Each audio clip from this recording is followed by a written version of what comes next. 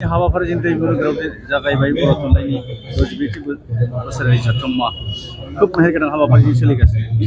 मा होनो सार जों मिजिं थिदों बे जे दैमुगुरि फोथार जोंनि डिमाकुसिनि उदालगुरि जिल्लायाव जे बर' थुनलाइ आफादनि 62थि बोसोरारि जथुम्मा बियो बर' थुनलाइ आफादनि जि मोनसे मिजिं हास्थायनाय बेबायदियै बेवहाय सावरायनानै मोजाङै मोजां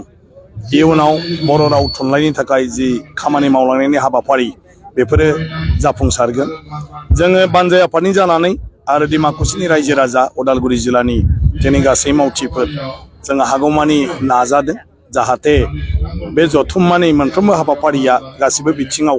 खुनु थाबथानाय गैयाजासे आरो उसुबिदा गैयाजासे जाहाथे सोलिनो हायो बेवहाय दिनै माखासे मोजां आयदाफोरनि सायाव सावरायनाय जादों मोनसेया जाहैबाय जाय सुबुंफ्रा बर' नङा नाथाय बर'जों थाफानानै बर'नि खामानि मावगासिनो दं बर' रावखौ बाहायगासिनो दं बेफोरबायदि सुबुंफोरखौ मान होनायजों लोगोसे बिथांमोननि गोसोनि मोनदांथिखौ बेवहाय लानाय जादों मैया बिथांमोना फैजोबदोंमोन जों गोबाङानो बावनानै थानो नागिरो जे इस्माइल हुसैन मानव गेदेर बिथाङा जुदिअ बर' नङा नाथाय बर' रावखौ दिनै इउनिभारसिटियाव फोरोंगासिनो दङ आरो गिबि बिथाङानो गुवाहाटी इउनिभारसिटी केम्पासनि बर' डिपार्टमेन्टनि हेडमोन आरो दा एसिस्टेन्ट प्रफेसर हिसाबै गुवाहाटी इउनिभारसिटियाव फोरोंगासिनो दं आरो जोंनि फ्राय बर'आव MA जानाय सुबुंफ्रा गोबाङानो बिथांनि फरायसा दा बिथां बायदिखौ जों माब्लाबाबो बेबायदि मोनसे जौस्राङाव लाबोनानै बिथांनि साननाय बिथांनि मोनदांनाय बिथांनि नुनाय बेफोरखौ जोङो माने बुंहोनाय जाया बा मोनथिनानै लानाय जाया आरो बेबायदिनो जोंहा गोबां माखासे आलासिफोर मैया फैदों जाय बिथांमोनहा सोरबा बर' बिजोङाव फरायदों सोरबाया बर'आव माने मा होनो फोरोंगिरिनिबो खामानि मावदों आरो नङाब्लाबो बर' राव थुनलाइखौ बिथांमोना बाहायबाय थादों बिथांमोन बायदि गासै प्रफेसर सोरबा गाहाय फोरोंगिरि सोरबा फोरोंगिरि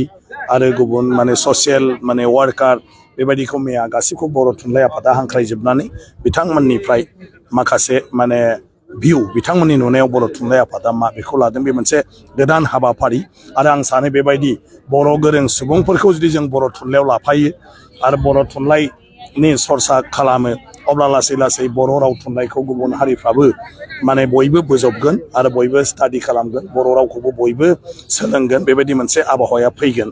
बिनि अनगाबो जोङो जायफ्रा PhD खालामबाय आरो PhD खालामगासिनो दं बर' साबजेक्टआव बर' डिपार्टमेन्टआव बिथांमोननि गेजेराव मोनसे सावरायनायनि मोनसे हाबाफारि खालामनानै होनाय जादोंमोन जे दिनै बिथांमोननि जिथु माने संबिजिरनाय जिथु स्टाडि खालामबाय थानाय रिसार्च खालामबाय थानाय बेफोरनि बेलायाव बर' राव थुनलाइयाव माबायदि माने आंखाल दं आरो जायफोरखौ सुफुंनो थाखाय बर' थुनलाइ आफादा माबा मोनसे हाबाफारि लानांगोन बेबायदि मोनसे मोजां मैया बे थुनलाइजों जायफ्रा माने सोमोन्दो दं जाय फरायसाफ्रा थुनलाइ फरायबाय थादों दा गोबां बाथ्रा मैया ओंखारदों जे बर'आव दासिमबो जोंहा बायदिसिना बिथिङाव मोनथिनो धोरोम खान्थिनिफ्राय लानानै आसार खान्थिनिफ्राय लानानै जोंनि हारिमु बायदिसिना बिथिङाव जोंहा दाबो बिजाबनि आंखाल आरो बेफोरबायदि बिजाब जों सावरायबायल' थायाजासे गासैखौबो लिरोब्ला गासै सुबुङानो जायफ्रा बर' हारिनि सायाव माने रिसार्च खालामो बिसोरनि थाखाय मोनसे गोरलै राहा जायो बा सहाय जायो होननानै बिथांमोना बुंदों आरो जोंनाव गोबाङावनो थांनानै सोंहैनायाव सब मोनथिस्लाबजोबैनि थाखाय जायफ्रा रिसार्च खालामग्राफोर बिसोरनि थाखाय गोबां सम लानांगौ जायो होननानै बुंदों सासेनावनो जों गासिखौबो मोना बेबायदि मोनसे बाथ्रा मैया ओंखारदों आरो बेफोरखौ जों बोरै फोलोमनो हायो बेखौ नाजानाय जागोन बे मोजां हाबाफारि आरो दिनैनिफ्राय गोबांथार आयदानि सायाव सेमिनार लादों दिनै मोनसे समावनो मोननै मोनथाम जायगायाव सेमिनारा जाबाय थागोन आरो आं सानो बेफोर सेमिनारनि गेजेरजों जोंनि जायफोर जोंहा रिसर्स पार्सनफोर दं बिथांमोननि एक्सपिरियेन्सखौ बिथांमोना बेवहाय शेयार खालामोब्ला जों गोबां बाथ्राखौ आरो मोनथिनो मोनबावगोन जों दिनै बे बर' थुनलाइ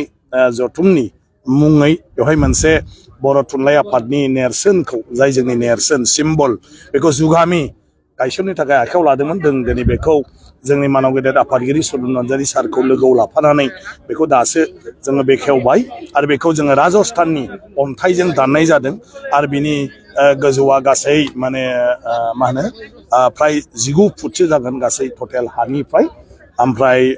बेखौ जों बेखायनो खालामनाय जादों जे सिमेन्टबाबो मालाबा बायस्रालाङो माबा मोनसे मेटेलबाबो बायलाङो नाथाय बियो जुगामि थागोन अन्थाइया मालाबाबो हायावबो जेबो जाया गतिके मालाबा मानिबा जाहोनाव मिथिंगानि जाहोनाव जों जोबस्रांजोबोब्लाबो नाथाय जोंनि बर' थुनलाइ आफादनि बे नेरसोना आरो बे बर' राव गेवलांथों होननानै जि लिरनाय दं आरो जि बर'नि आर'नाइ आगर जेराव कामाख्यावनो महाभारतनि समाव दाननानै दोननाय दं बिनि सिना अरायबो जुगामि जानानै थागोन बेखौ जों गोग्गानाय मोनदों बर' थुनलाइ आफादनि जथुम जायामोनब्ला बे बाथ्राखौ जों साननाय जानाय नङामोन बे जायगानि मानसिफ्रा आरो बेबायदि मोनसे जुगामि नेरसोनखौबो हयथ' जों गायसननाय जानाय नङामोन आरो बाखि हास्थायदों जे बयनिबो गोसोआ जाहाथे बिनिफ्राय दुखुजों थांफिना बयबो जाहाथे गोजोननानै थाङो बेखौनो जों मिजिं थिदों जेरै सफैदों जाहाथे बयबो मोजाङै मोजां सहैफिनो बेखौनो जों मिजिं खालामो कार्निभेलाव जिहेतु माखासे बर'नि जेंनाफोर बेनि सायाव सावरायनाय जागोन होनब्ला आरो फारसेथिं जितु गाबोन गिबि मन्थ्रिया बेयाव बाहागो लाफैगोन ना माने जथुमानो जोंना सावरायनायखा मोनफ्रोमबो बोसोरारि जथुमावनो बर' राव थुनलाइनि सायाव आरो बेबायदिनो बेजों सोमोन्दो थानाय आयदाफोरनि सायाव बायदिसिना जेंनाफोरखौ बे जथुमाव सावरायनाय जायो आरो जिल्लाफ्राबो मोगा मोगि जानाय माखासे जेंनाफोरखौ जों बोरैहाय जयैनो बेखौ सेन्ट्रेलाव मोनसे माने थांखि लानानै खामानि मावनो हायो बेफोरखौ लाबोनाय जायो बेनो जोंनि कनफारेन्सनि माने सिस्टेम आरोखि कनफारेन्सनि खान्थियानो बे आरो बे हिसाबै बे जथुमावबो बेफोरखौ रायज्लायनाय जागोन बाखि जों माखासे थुनलाइगिरिनि बादैबो जोंनि राजखान्थिगिरिफोर रायजो खुंग्रा मन्थ्रि ओमफ्राय जोंनि गिबि मन्थ्रि बिथांमोनखौ जों हांख्रायहरदों बिथांमोना फैगोन होनदों बिथांमोना फैयोब्ला नुयोब्ला गोसोआव मोनसे मोन्दांथि थागोन आरो जोंनि जेंनाफोरखौ माने सुस्रांनायनि बेलायाव बिथांमोनाबो माने मोनसे अनुभबजों थाबनो थांखिखौ लानो हागोन बेखौ जों मिजिं थिदों थांखिया बेनो जुदि मन्थ्रिफोर फैयोब्ला सोरबा फैयोब्ला बेखौ नुलाङोब्ला बिथांमोना एसे अनुभब खालामो मोनदाङो जे बियो बेसेबां माने गोनां आरो बे जेंनाफ्रा बिसोरनि बुंनाय जेंनाफ्रा सुफुंनांगौआ बेसेबां गोनां बेखौ एसेब्लाबो अनुभब खालामलाङो दा फैयोब्ला जोंहा बे मुलाम्फा जागोन